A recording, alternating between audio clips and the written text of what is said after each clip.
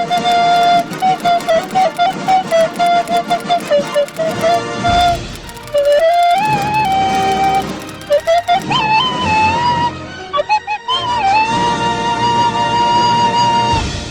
kepada korang yang tengah tengok video ni, sila tinggalkan jejak korang dengan komen hadir right now in the comment section below. Terima kasih.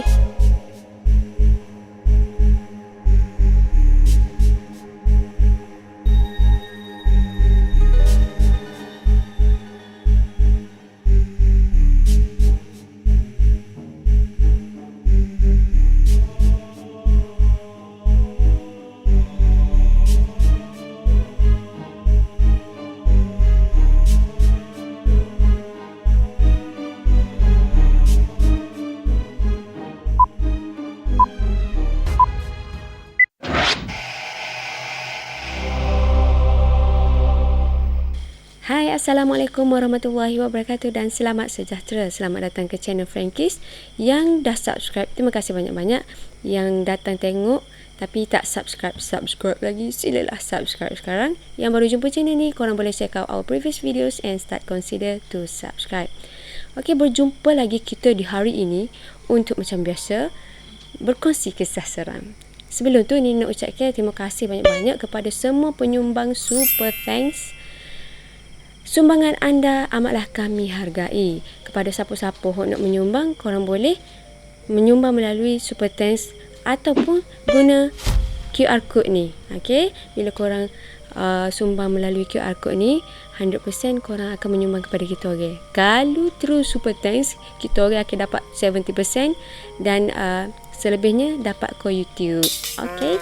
Untuk malam ni, Nina akan berkongsi satu kisah, bukan satu, tiga sebenarnya. Tiga cerita tapi daripada orang yang sama.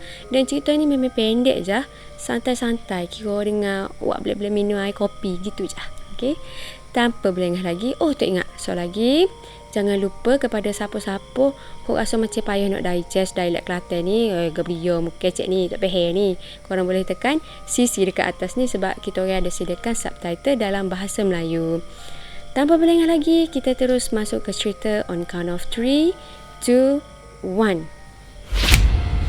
Okay, cerita hari ni dikongsikan oleh Ika. Okay, Ika ni dia kongsi cerita melalui WhatsApp. Cerita dia ni gini. Macam hari raya, setiap orang akan balik kampung kan. Macam sama juga dengan Ika. Memang setiap kali hari raya dia akan balik kampung. Cuma sebelah mak dia je. Sebabnya kampung alik ayah dia ni tak ada dah. Utuh dah. Parents belah ayah dia ni, kira nenek atuk dia belah ayah ni memang tak ada dah. Meninggal dah. Biasanya sehari sebelum raya, Ika dengan family ni akan tolak lah balik kampung. Jadi petang tu, lepas pada dia orang kemah-kemah siap packing barang ke apa, bertolak lah untuk balik kampung. Dia orang sengaja balik petang sebabnya nak pergi buka puasa dekat luar. Kat kedai lah. Kira lepas pada sudah buka puasa tu, barulah sambung balik perjalanan untuk balik kampung. Kampungnya untuk jauh mana tu sebab tu boleh tolak petang tu. Bila sampai kampung ni, memang dekat kampung ni pok saudara, mak saudara, nenek, atuk saudara, memang semua ada duduk situ. Rumah dia orang dekat situ belakang dah. Setiap hari raya, tak kira lah hari raya haji ke, hari raya puasa ke, memang rutin rumah nenek dia ni akan buat takbir raya. Ayatnya kawasan rumah nenek dia ni dikelilingi oleh rumah adik-beradik nenek dia. Jadi dekat-dekat lah belakang, waris-waris belakang dah. Kecuali depan rumah nenek dia. Depan rumah nenek dia ni rumah pok saudara Ika, iaitu Ika panggil Pak Long. Kira abang kepada mak Ika lah. Depan rumah Pak Long ni ada satu telaga, perigi lah. Dekat telaga ni lah tempat Ika dengan sepupu-sepupu dia duduk mandi-manda, duduk main masak-masak. Cumanya bila dah besar ke, masing-masing tak kira nak mandi-mandi sekali lagi dah. Sepupu dia tertenda malu lah. Lagipun dia orang ni jarang-jarang sangat jumpa. Memang Ika pun balik kampung tanya-tanya ada event lah macam gaya ni. Macam ada buat bekwah ke. Memang jarang-jarang sangat lah nak boleh kau jumpa tu. Jarak antara rumah Pak Alun dengan rumah nenek Ika ni memang sangat dekat. Kira jalan 2-3 langkah siapa dah. Kalau Kelantan kata kat, kalau kita ketuk dari rumah nenek Ika tu, bunyi Pak Long dengar kita ketuk. Okey, kita sambung balik cerita tu tadi. Bila Ika ni dengan family dia sapa dah kampung, Memang dia tengok saudara-saudara dia ni memang standby dah untuk takbir raya tu. Jadi Ika dengan sepupu-sepupu dia, set-set budak kecil ni nak tengok TV. Tak saya join lah. Jarilah budak-budak nak join takbir raya gini ni. Jadi dia orang pun kena lagi rumah tok saudara Ika. Iaitu dia panggil Tok De. Tak kira dia nak pasal TV. Tika duduk takbir raya rumah nenek Ika ni kan. Jadi Ika dengan geng sepupu-sepupu dia ni pun jalan kaki lah untuk ke rumah Tok De. Rumah Tok De ni dalam banyak-banyak rumah tu, rumah Tok De duduk ujung sekali. Lepas tu rumah Tok De ni tak ada lampu dekat halaman dia. Kira gelap lah luar rumah. Mengharap ke lampu jalan je. Untuk nak pergi rumah Tok De ni, Ika kena tubik rumah nenek dia, lalu ke rumah Pak Long, lalu ke telaga. Hok saya duduk main kecil-kecil dulu deh. Dekat dengan telaga ni pula adalah sepohon pokok. Sepohon pokok, ia tak ayat pula pokok gapo, cuma pokok tu besar lah. Jadi masa Ika dengan sepupu dia ni jalan-jalan nak pergi rumah Tok De ni, dia orang pun budak-budak duduk malam raya, duduk nyanyi lah.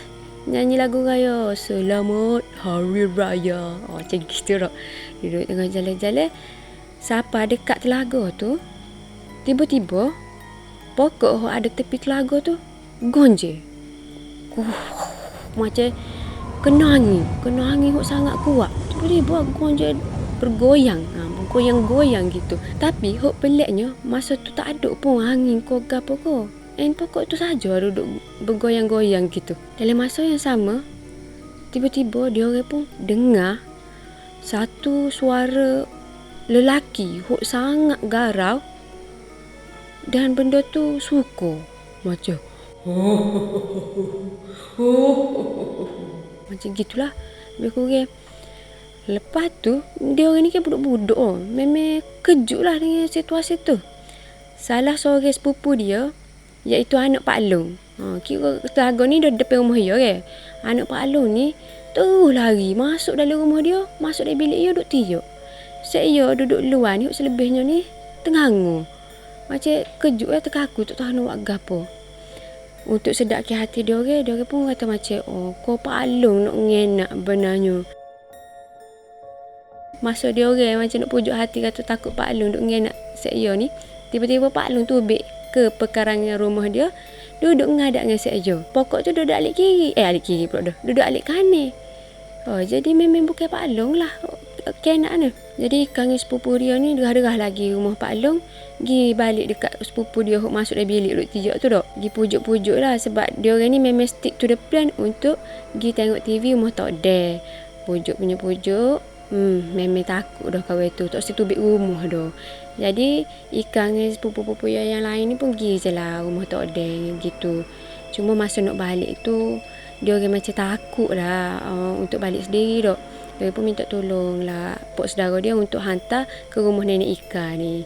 Walaupun dekat, tapi masa tu budak dok. Kita boleh rasa benda tu macam jauh sangat dok. Jadi pok saudara Ika hantar Ika dengan sepupu-sepupu dia ke rumah nenek. Jalan kaki je lah. Okey, tu cerita pertama. Okey, kita masuk ke cerita yang kedua pula. Ika share dekat nenek. Cerita ni pun pendek sangat. Cerita ni berlaku masa Ika ni besar dah. Kira dia sudah berkeluarga lah. Ada husband, ada anak dah. Rutin Ika, especially masa tok lelaki dia kerja pagi, dia akan bangun dulu. Dia akan bangun, lepas tu dia semaya subuh dulu, and then dia masuk. Sudah masuk barulah dia geruk tok lelaki dia. Dalam masa tok lelaki dia bangun untuk mandi semaya ke apa tu, Ika pun relax dulu tunggu untuk breakfast kali dengan tok lelaki dia kan. Jadi dalam pukul 7 lebih kurang gitu, tok lelaki dia akan sudah dah lah belakang and ready to breakfast. Lepas tu breakfast lah dia bagi breakfast. Sudah 7:30 gitu, tok lelaki dia akan bertolak ke tempat kerja. Tempat kerja tok lelaki dia ni dekat sangat. Sebab tu pukul 7:30 tu baru turun. Dah lah untuk sampai pukul 8 tempat kerja tu. Jadi bila tok lelaki dia tu turun dah pergi kerja, Ika pun masuklah dalam bilik. Dia plan dalam pukul 8 gitu nak mandi lah. Cuma sebelum tu dia nak guling-guling dulu. Apa tu, landing-landing, main telefon dulu. Dia pun duduk scroll telefon. Sekali dia terlelap hari tu. Dia terlelap tu. Tiba-tiba dia tersedar sebabnya dia dengar anak dia duk tiup. Kita sebagai ibu automatik bila anak ni tiup, memang nak bangun dengar-dengar. Pening kau tak pening kau bangun untuk pergi ke anak dia. Tapi Ika hari tu dia tak boleh nak bangun. Dia sedar. Dia celik. Tapi dia tak boleh nak bangun. Sebabnya dia rasa badan dia berat sangat. Tak boleh siapa kau tak boleh nak gerak gitu. Dia rasa macam situasi dihempak.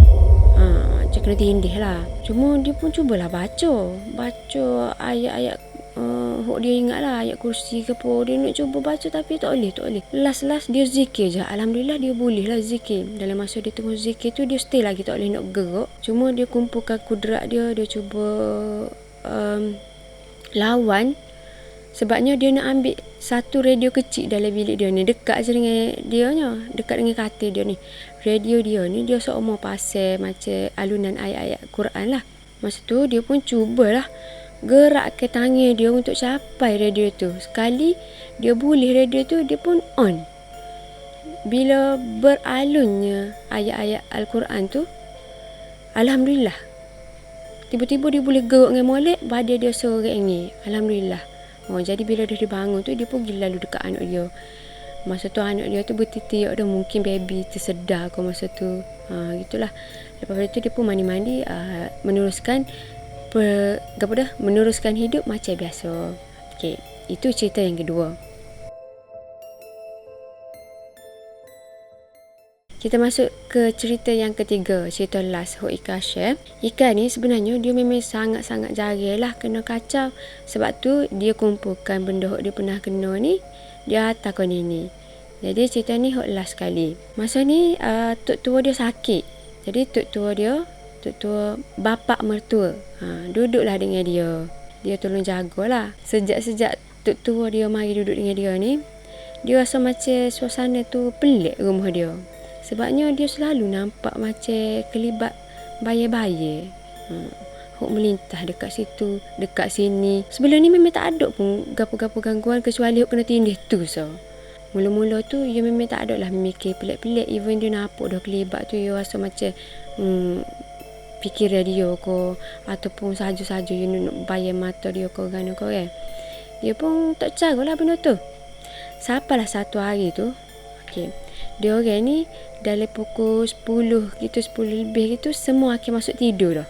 Termasuk anak dia, tok laki dia ke apa, semua akan masuk tidur. Jadi bila orang semua masuk bilik ke apa semua, kecuali anak Ika ni seorang ni, pukul 12 tu baru dia akan tidur. Sama-sama gitu, dia memang akan tidur lewat. Jadi Ika pun akan tidur selepas anak dia tidur. Di malam tu macam biasa-biasa, macam malam biasa, tunggu anak dia tidur. Lepas tu Ika pun cubalah nak tidur. Baru je nak pejam-pejam mata, tiba-tiba dia terdengar ketukan pintu. Ketukan tu bunyi 3 kali. Okey. 3 kali. Untuk yang last kali ni memang derah. Memang derah. Siapa ko tok laki dia hok tidur dah tu terbangun. Dia orang pun macam berpandangan lah tengok. Maksudnya tok laki dia pun khabar lah benda tu tak. Cuma untuk kepastian Ika pun tanya tok laki dia, abang dengar tak? Jadi tok laki dia ni sebab malah nak tegur, benda tu macam pelik lah, tak rajin berlaku pun. Tak rajin pun orang mari tengah-tengah malam rumah saya tak. Jadi tok laki dia tak setegur, tok laki pun tidur-tidur tak ada apa-apalah. Jadi malah nak fikir panjang-panjang, Ika pun tidur je lah malam tu. Cuma kejadian tu bagi dia agak seram lah. Sebab memang tak pernah dan tak mungkin ada orang pergi rumah dia time tu. Time pukul 12 malam ke atas tu. Dan benda tu berlaku bila tok tua dia je ada kat rumah tu. Lepas pada kejadian tu memang tak ada dah kejadian lain. Alhamdulillah. Memang Ika kata dia tak ada lah nampak ko ataupun kena gangguan bunyi ko apa, tak ada. Alhamdulillah memang dia tak osir pun. Dan dia minta maaf kalau cerita hari ni kurang seram. Just dia nak share pengalaman gapo dia kena kepada kita semua. So habislah cerita santai-santai kita hari ni. Okey, habislah kau minum kopi tu. Kau tak minum kopi, minum Milo. Terima kasih sebab sudi tengok video ni sampai ke minit ni juga. Macam Macam biasa, lepas ni akan ada bloopers. Korang layan-layan lah dulu. So anyone who ada pengalaman atau kisah seram who korang nak share dengan Nini, untuk Nini buat balik video dekat channel ni, korang boleh email dekat ninisalina@yahoo.com ataupun try check dekat description box tu ruangan untuk kongsi kisah seram. Adalah Google Form, ada WhatsApp, Telegram ke apa, korang boleh refer kat situ deh. Semoga korang terhibur lah, walaupun cerita malam ni agak pendek dan santai-santai sahaja. Okay, apa pun terima kasih banyak-banyak. Sehingga berjumpa lagi. See you in the next video. Assalamualaikum. I love you guys. Bye.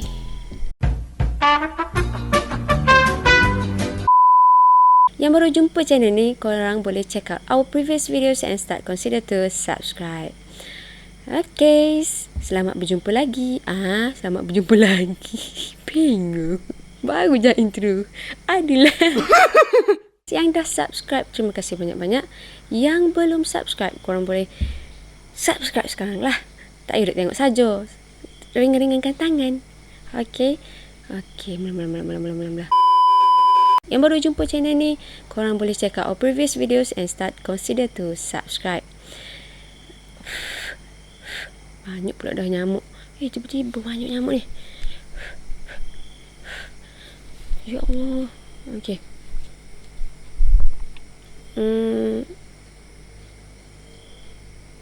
Nini lupa ayat Nini gapur saat ni. Hai kepada korang yang tengah tengok video ni, sila komen hadir right now. Okay, tak getar pula dah. Yang setiap kali hari raya dia akan balik kampung, cuma sebelah mak dia je. Sebabnya kampung alik ayah dia ni tak ada dah, utuh dah. Parents belah ayah dia ni, kira nenek atuk dia belah ayah ni memang tak ada dah, meninggal dah. Jadi nak dekat balik pula dah. Jadi malam raya tu, okey. Jadi keesokan untuk hari raya tu, kesek. Apa ni? Okey, dekat-dekat nak hari raya tu, dia orang pun siap lah peti-peti. Apa ni? Ya Allah, sama. Apa hilang perkataan ni? Peti tu gini. Nak ayat kan ni? Malam raya, peti raya. Sehari sebelum raya, okay. Biasanya dia orang akan balik sehari sebelum raya. Jadi peti tu, dia orang packing barang gapo semua. Dia orang tiba-tiba dia orang. Bila sampai kampung ni, memang dekat kampung ni pok saudara, mak saudara, nenek, atuk saudara, memang semua ada duduk situ. Rumah dia orang dekat situ belakang dah. Jadinya pula dah. Rutin family Ika ni. Okey. Dalam masa yang sama, tak ada dalam masa yang sama lah. Sejak aku ni.